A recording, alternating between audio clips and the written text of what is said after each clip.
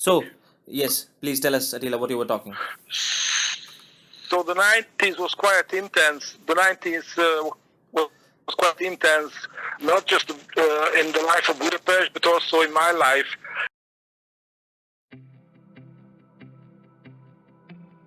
So, today we have architect Attila Borsay from Budapest with us, and we are happy to have him on our show. So, without wasting any time, let's have him on the podcast. So, welcome, Attila. How are you? How are you? I'm really fine. Thank you very much. It's my pleasure and honor to talk to you guys. We are really honored to have you on the show. So, Attila, like, first of all, let's start with your journey as an architect. Like, when did you plan to become an architect, and how did your journey in, like, which university did you went, and how did you started out as an architect? Like, where did you started working? When was your first project? We would like to know all of these in a nutshell. All right. So, firstly, my architectural journey in life was started in my early childhood. I clearly remember the point, the time when I was something like 5 years old, or maybe 6 years old, and we were traveling with my parents with a car, with my parents' car, and I was sitting in the back seat just behind my mother, and this was an early morning. I think they took me to the school, and I asked them that I'm going to be an architect. What do you think? Is it a nice profession? And they said, yes, sure, definitely, but we cannot help you in this. We are talking about the 70s, the middle of the 70s at that time.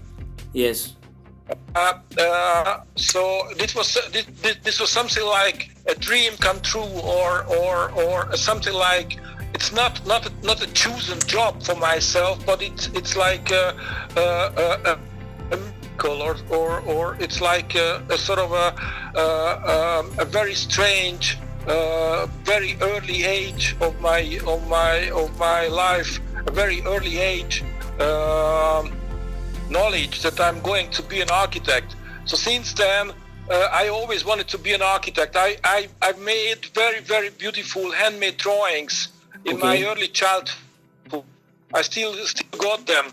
It was much more professional and much more beautiful than the same generation's handmade drawings. I'm talking about the elementary school. So this was something like I didn't have any other choice. And I'm sorry to interrupt, but I want to ask you something. What kind of drawings you used to make? Like, you used to make buildings. What kind of sketches and drawings you used to make when you were in elementary school? I made, of course, any kind of drawings. I still got them. Okay. But I really also remember my very first plans of my of houses, like family houses. I always draw family houses, floor plans, with my age of 7 or 8, and I showed to my father and asked him, "What do you think? Is it a nice house or not? Is it a good functional house or not?" And because he was an engineer, yes, but I'm very curious, and I clearly. And what kind of engineer your father was? He was a civil engineer, architectural engineer, civil. No any architect in the family. Okay, I just have one more question. Civil engineer. Since you have said that you still have got those sketches, like now, since you are a quite mature architect with a lot of awards in your basket, like, how do you feel about those about those sketches? Like, do you feel that at that age, when someone is making those sketches, was like it makes sense to you now, or like what do you feel about those sketches now, after so many years, so many decades of your journey? First, I'm proud of them. Second, I always, as I remember, I always did sketches. I love to do handmade drawings. Okay. And as I told you, I made very beautiful handmade drawings. in my elementary school. First. Second, I wanted to inform you that when I was in the third class in the elementary school, I have won a competition in Budapest, which was the name of the competition was "What am I going to be when I will be a grown up?" Okay. And I draw an architect who is I drew an architect, and I wrote it down that I'm going to be an architect, and I drew an architect who is drawing a building, a plan of a building, with the age of my 7 or 8, and I have won this competition. I still got the emblem of that competition, which was open to children. How they can be an architect. That is so great, Attila. Like what you are telling us, it completely shows that you cannot become anything but architect. Like it was kind of very clear. Yeah, definitely. It was really very clear from my very early age of my life. Because of this, for all of the birthday parties, for all of the Christmases, I always got from the family. I always got books on architecture and buildings. So therefore, I have such a huge library on architecture that you cannot imagine. I have books on architecture and buildings I've been collecting books for 40 years now. Let me say this. And I have an enormously huge library on architecture books. Later on, of course, when I had the chance to travel, and when I had the chance to go abroad, of course, I bought a lot of books, important books, in Vienna or in London or in Paris, and I brought them back to Hungary. But definitely the basis of my library is rooted back in my childhood. I tell you another story. When I was in the secondary school, from my age of from 14 until 18, in the second class in the secondary school, I made classes for my classmates about architectural styles.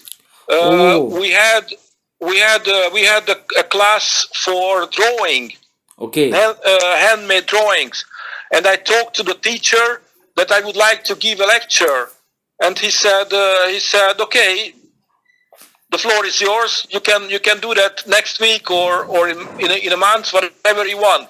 And I have done a lecture to my classmates on architectural styles, including the Roman style, including the Greek style, including whatever you want. And this was the age of my 15. And how do you know about all of those styles? Like just by reading books, or I had a lot of books on that, and of course I read them. That is so great. That's so great to know. Like as a student, you were always preparing yourself to be an architect. And just what we wanted to know is that when was your first project? What's the story of your first project? How did you get your first project? My first project was a family house to a colleague of my mother at that time, and that was my age of 22. And so I didn't have a diploma at that time. Of course, I was too young for that. But my mother's colleague asked me that they are planning to build a new family house for themselves, and she asked me that whether if I could make it. I said, yeah, why not? For sure. And I did the plans with the age of my 22. And at that time you were in university studying architecture, or what? Yeah, of course. And where did you went to university? It's very complicated.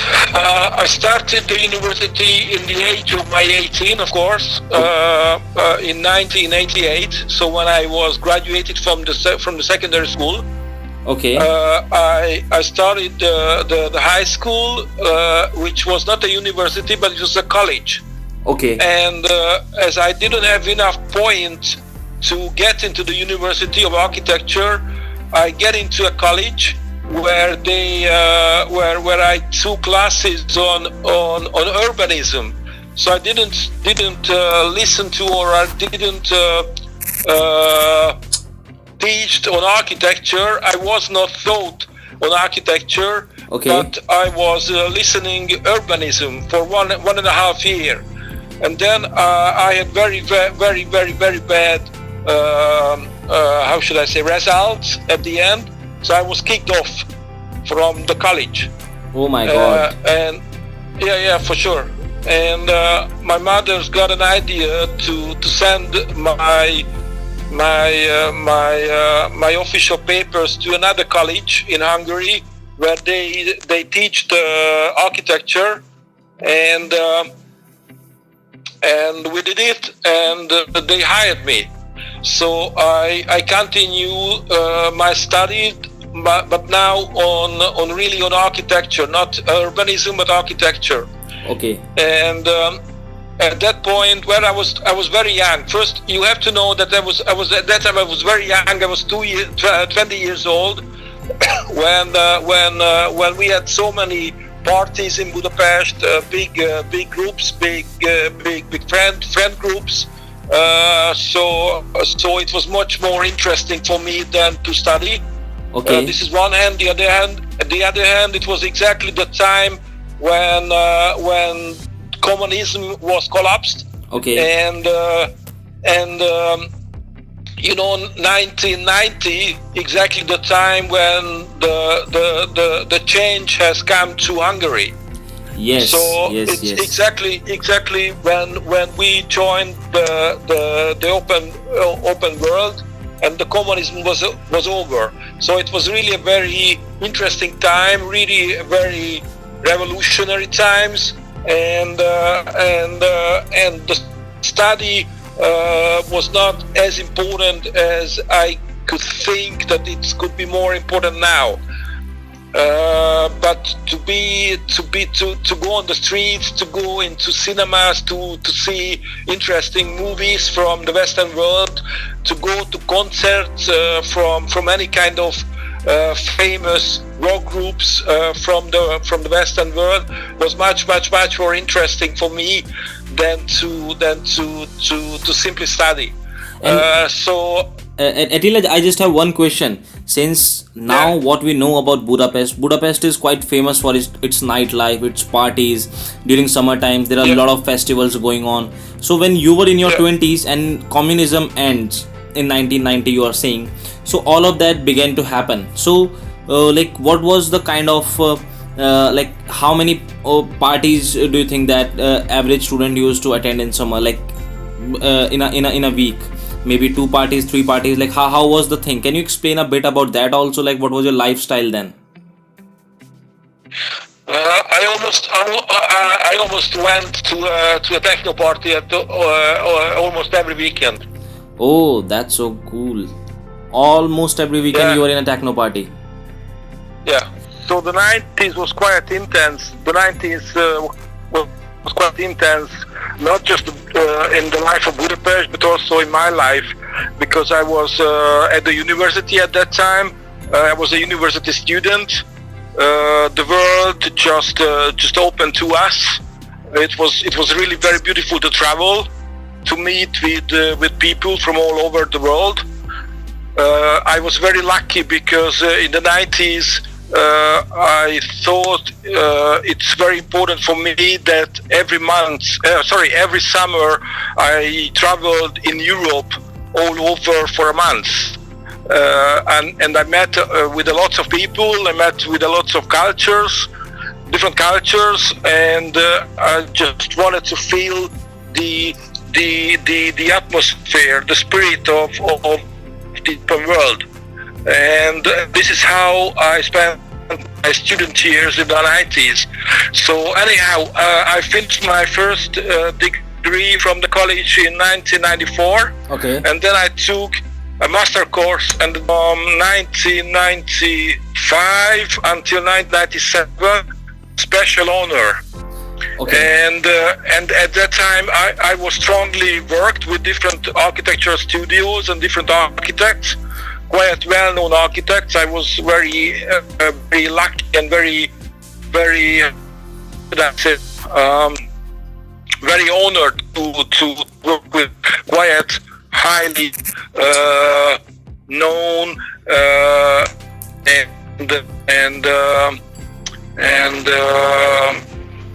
and well-known architects in Hungary, in Budapest, in different studios.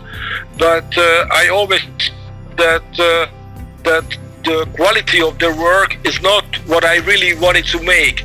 I always thought, and I strongly believe that it's possible to create buildings on that quality that you have seen in the last summer when you were here,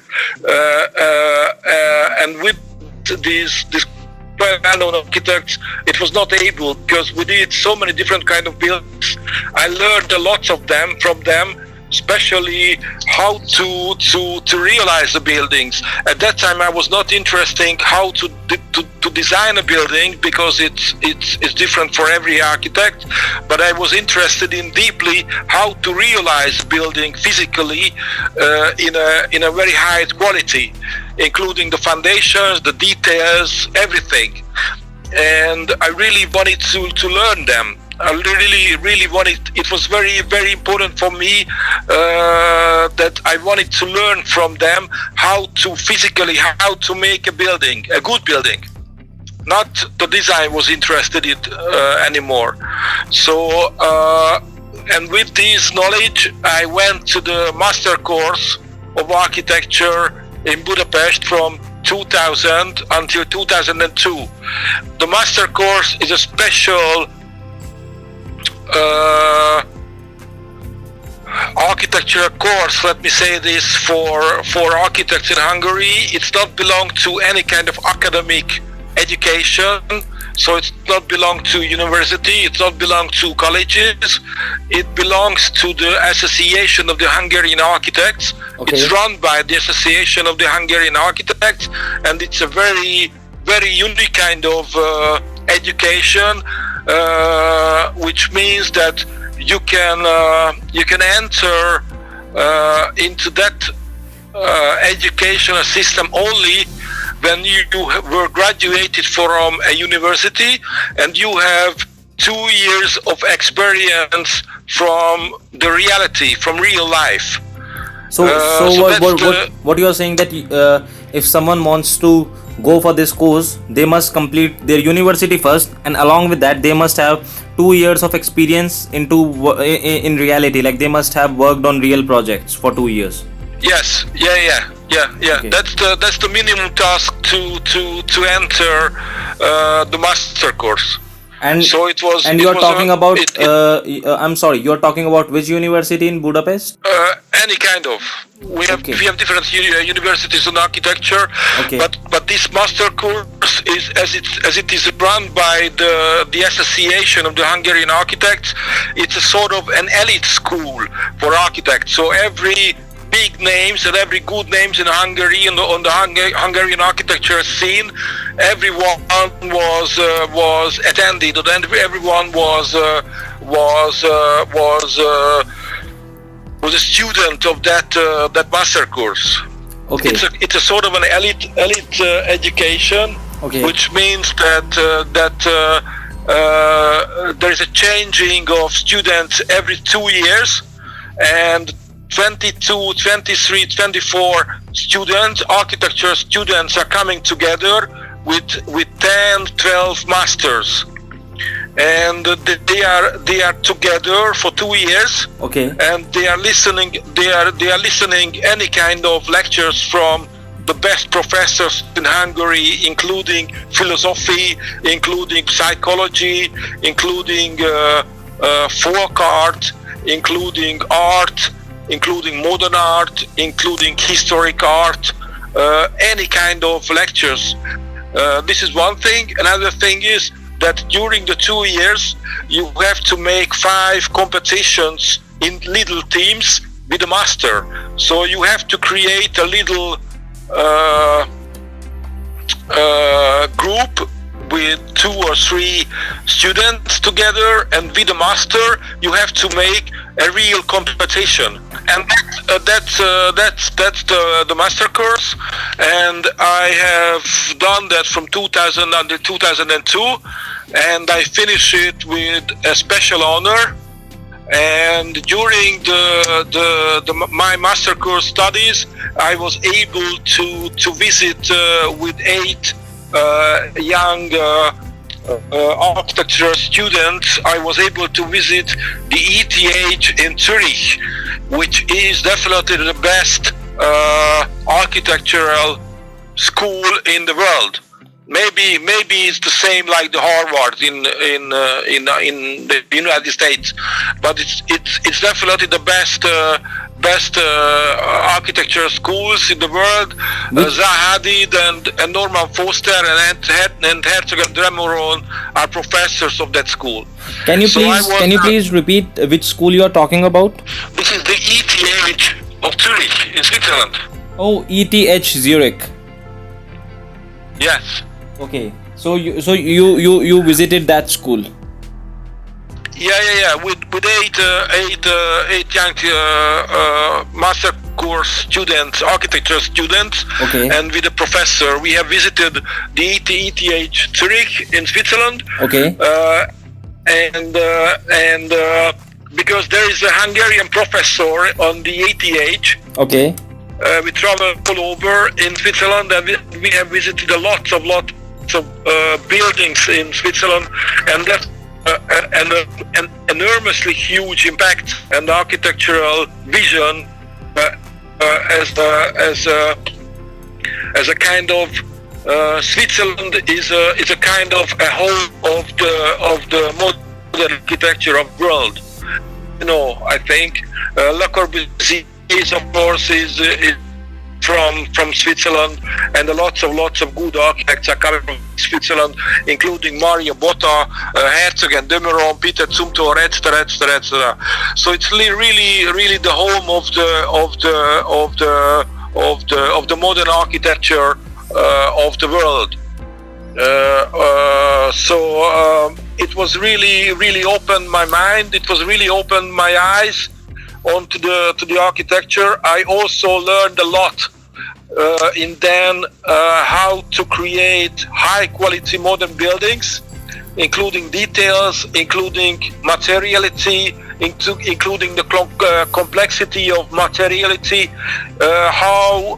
what makes a high quality modern buildings, including the choose of materiality, including details, and therefore I was very lucky because my knowledge on architecture was just sort of enlarged or extended, and at that time not only in Hungary, but also I had a quite kind of vision about the world-class architecture, how a world-class architecture looks like, and I really strongly believed that if I will have a chance, I will make buildings like this without doubt.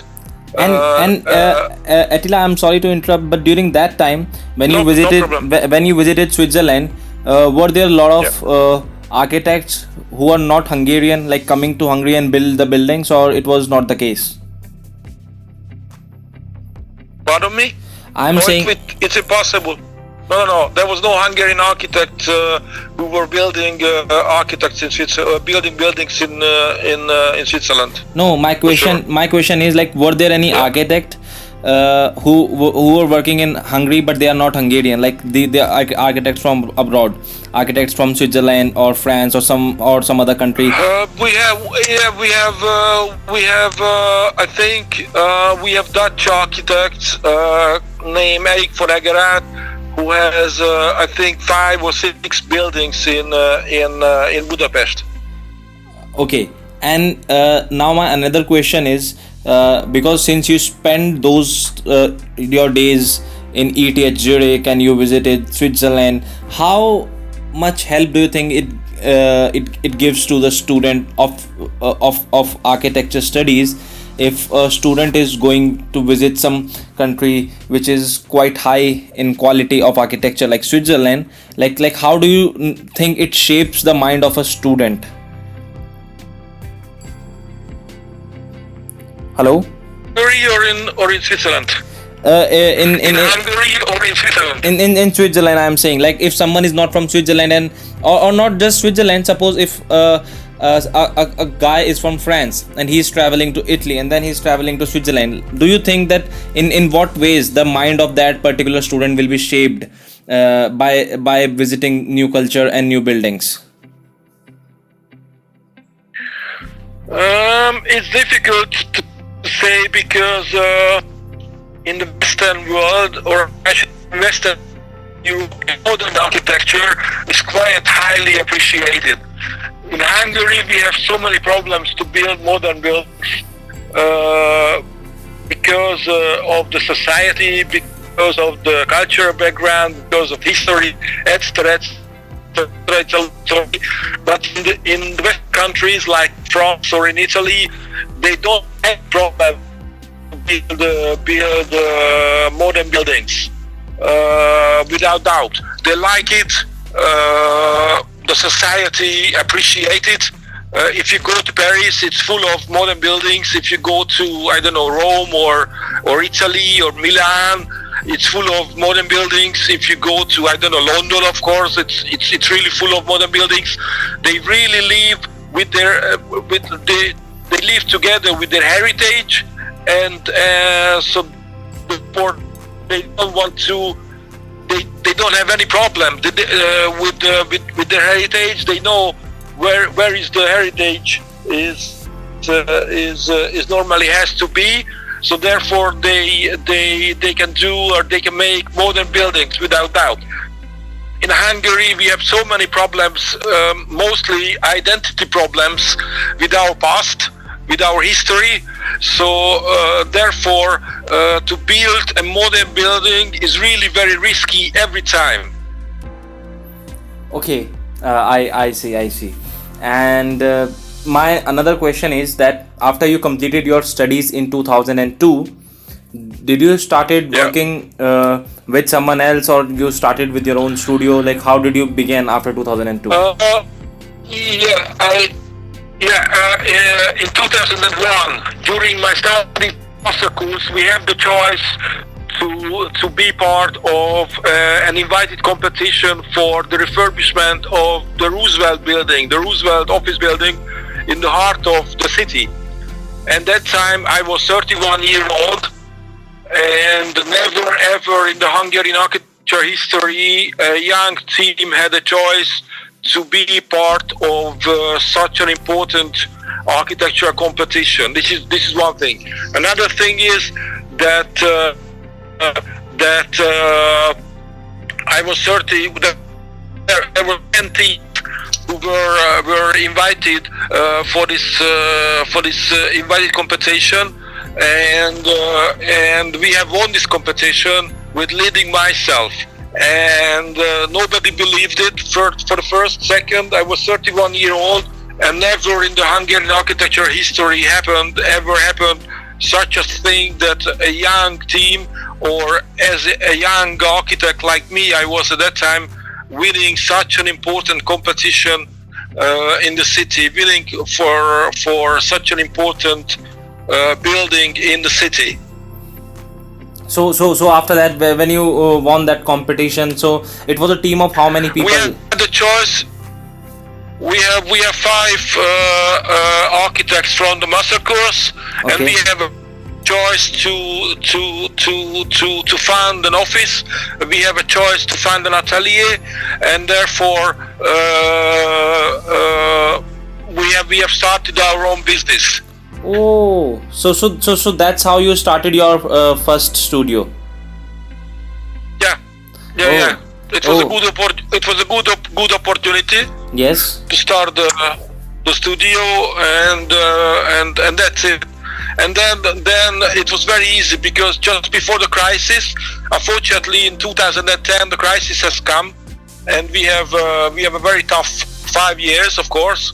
Yes. But under the crisis, just from one work to another, from one big project to another, just it was very naturally were coming, to the office. Okay. So with leading with me myself, we have completed and so many quite big projects. In one thing, another thing is that we have won so many competitions. So it was quite an easy task. And Attila, since you're sharing about this particular time of your story when you guys were doing one big project after another, so Yeah. at one time, how many big projects at once you guys were doing? Normally one big project, because we did quite big projects, and it was a lot of work.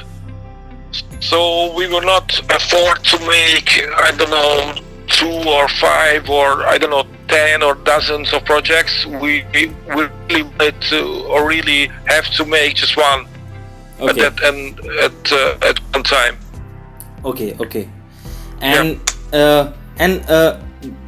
now with this particular thing, I have another question. So when you were doing all of those projects, have you ever thought that because world have changed from 2002 to 2015, that what you are doing with the drawings will be happening on the computers, what you are doing with the computers will be happening with the machines. So how do you see the change which happened in last 20 years, the automation which have happened, the computers which have come, the softwares which have come, how they have shaped this industry?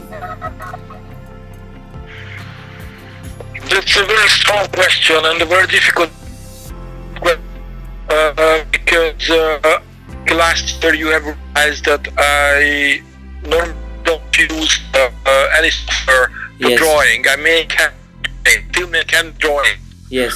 Even if it a construction plan for a house, I love to make that because it's like a training from my hand, and it's like a training from my brain. And I always thought, and I always teach to my colleagues that I have a huge problem with the computers and the computer drawings. I Yes. know that it's a tool, Yes. but we have to use very smart, very precisely. But the problem is that I always thought that with a computer you think in 0 and 1. Yes. But when you use your brain, and Yes. when you use your hand, Yes. you have eternal.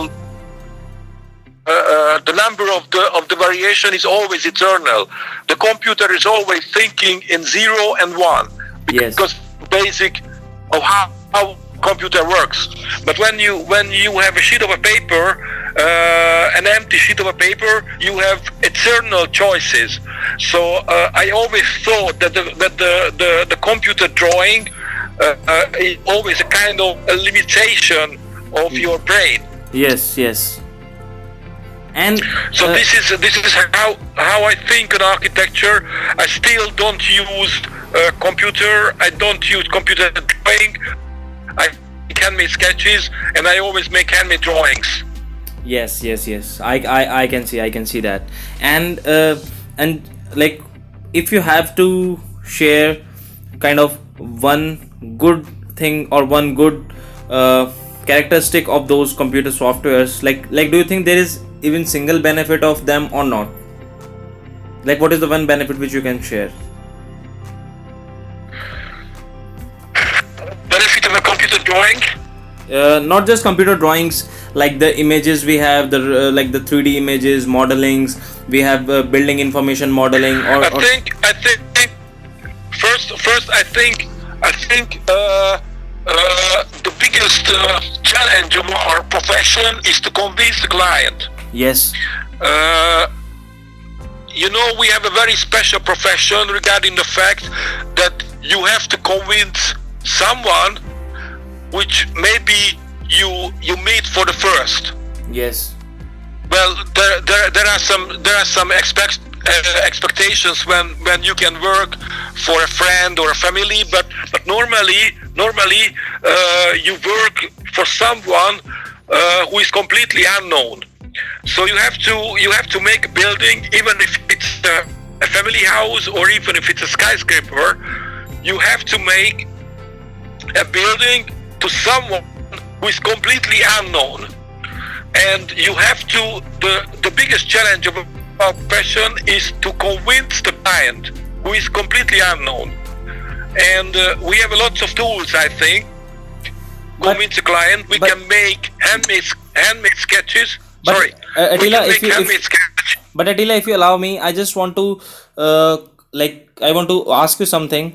Don't you think it is the same with so many profession? Like if you are a wedding fashion designer, then you are making a suit for a client who you don't know, or if probably you are a costume designer, or if you are a hairdresser, or like there are many kind of professions where people have the client for the first time. They don't know the client, but still they have to convince the client on the project. So I think it is not unique just to architecture. Like there are so many professions where people do it every day, that they don't know the client and they still convince it. What is the problem? No, I'm saying that because you are saying that it is very unique to architecture, but it is not so unique to architecture. It happens with so many profession, that when someone is going to a fashion. No. The architecture is so much different because first we'll treat it with someone's life. Yes. With a building. Yes. This is one thing. Another thing, you have to treat enormously huge money. When you build an office building or a prison hospital or a hospital or anything like this, yes, you have to treat with enormously huge number of money. Yes. If you go to a hairdresser or if you go to a doctor, there are no money or maybe a very little money. But if you need to design a huge building, then it's a very, very risky kind of things, because you have to deal with a huge number of money. It's completely different. You have to really treat with the money. Yes. This is why it's different. This is why it's different. Yes. From any profession. This is one thing. Another thing is this is why you have to convince a client. And this is why it's challenging, and this is why it's the most beautiful task of your profession, because you have to you have to convince someone who is completely unknown, but you have to make someone who is unknown, but you have to make him or her to believe in you, that the building you are creating is good, it will functioning good, and you will really take care of the money. Yes. This is the task of your profession. This is the most difficult, and this is the most challenging task of your profession. Yes. No any profession like this can treat such an amount of huge amount of money like architecture. There's no any profession like this. I completely agree with you, because in so many cases. This is why. Yes, so, please. so sorry. Yes, please. So go this is why is it so challenging? This is one thing. Another thing is this is why from the first look you have to convince the client that you are going to spend his or her money in a good way. This maybe it's not a big deal when you design a family house, but when you have to design a huge office building, for instance, or a huge hospital, it cannot be a joke. It is really serious that the money will be treated and the money will be spent in absolutely in a good way. But I think this is why. Sorry, this is why it is really serious. This is one thing. Another thing is that that's the challenge of our profession. It is really a very difficult task, and that's the challenge. And you have to convince the client. And back to your first question, that what I'm thinking about computer drawings, we have to convince the client, and we have so to the client build. We can make handmade drawings or handmade sketches, and last but not least, we can make computer rendering and computer drawings. I don't really like computer drawings. I completely can accept that some big buildings which can be only presented with the computer drawings. You cannot make a three-dimensional physical model on a huge, skyscraper or I don't know, on an airport or whatever. And also you can make a handmade sketch on an airport or on a skyscraper. So you have to make really computer drawings and computer rendering to convince the client. But I think for me it's the same tool like the handmade sketches and the physical model. It's the kind of tool to convince the client. This is one thing. Another thing is that especially in Hungary, where absolutely people don't understand modern architecture, because we don't have any kind of heritage on that. This is one thing. Another thing is that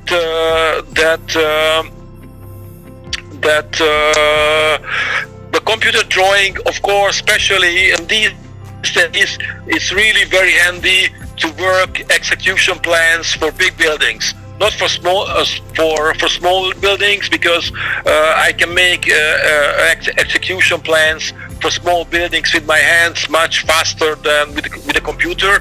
But for big buildings, that's the only way. Especially we have so many on the floor plans or whatever, or tech details. The computer drawing is just very handy. Yes, I completely agree with you. So now my question goes from the computer drawings and the big buildings to the small houses. So when a client comes to you to design the small house for them, what are some of the first things which you usually ask to your client in order to understand what they exactly looking for, or what kind of house they want, and like what's the process which you usually follow? First of all, I don't really like to talk about style, architectural style, because and I never did in the last 25 years. I was so lucky that every client in my life is completely accepted by what I was suggested architecturally. So we didn't have any debate on architectural style or colors or why the building looks like this or that or whatever. They always accepted that. This is a very important thing. Second, my focus is to convince the client that I am the architect and I know what you need regarding architecture. Please listen to me, please believe me, and you will get whatever you want, but please try not to convince me or please try not to push me on architectural style, because this is my profession. I know what I want, I know what to do, and I don't want to make any debate. So it's maybe it's the first task, or maybe it's the first line, or maybe it's the first sentence what I'm saying. That on the architectural style or the architectural language, I don't let the client to talk. So my question now is, Attila, because so many people in their profession when they are starting, and so many of our listeners, some of them who are starting their own practices, they will also face this challenge. So my question now is, what is your way of convincing your client that they accept that you will be the one deciding everything, not the other way around? Like how do you convince your client that they won't push you on the architecture side? It's always different. It depends on the client. I'm telling you some examples from the past. There was a client who was not highly educated, and I knew that he will not understand what I'm talking about. And I explained to him, this is something like 15 years ago when I was designed for what is guy a luxury restaurant up in the hills, and I explained. It was very clear for me that he will not understand any kind of architectural task or architectural issues or whatever, and I told him that we have now Hungary a high society who is using very expensive cars like Rolls-Royce, like Jaguar, like BMW, like Mercedes-Benz or whatever. But these people are living and working in very cheap buildings, which can be compared to very cheap cars. And this was something which he clearly, absolutely, at the first time, he absolutely understood, and said, okay, Attila, I understand what you are saying, you can do whatever you want. This is one example. Another example was when we designed the Bia Yacht Club at the Lake Balaton, which is an apartment project. Okay. It was designed for a bank. Okay. And the bank clearly wrote down in my contract the amount of money they wanted to spend on the project. Okay. And I told the bank, okay, I'm going to perfectly solve the problem on the financial side. I will 100% for sure I will solve the functional part of the project.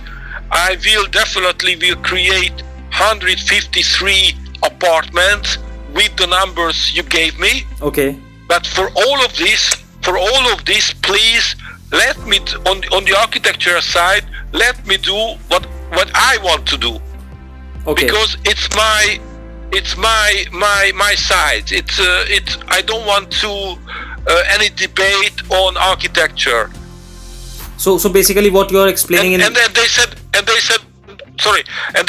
okay, if you keep the budget, if you bring the functionality of the project, if you bring the 153 apartments, okay, we will let whatever you want on architecture. Okay, so by this example, what we are clearly understanding is that if we are kind of satisfying the basic needs of the client, then we have the liberty of doing what we want to do on the architectural side. That's what you're trying to say. Yes, but on the other hand, yeah, of course. But on the other side, it is really very important and very risky to 100% sure keep the budget and bring the functionality of the project. If you cannot bring the budget, then it will be really risky. There I don't know how is it in the world, but in Hungary there are so many times it's happening that the architects cannot keep the budget. Thank you so much for your time, Attila. It was very nice talking to you. You're welcome.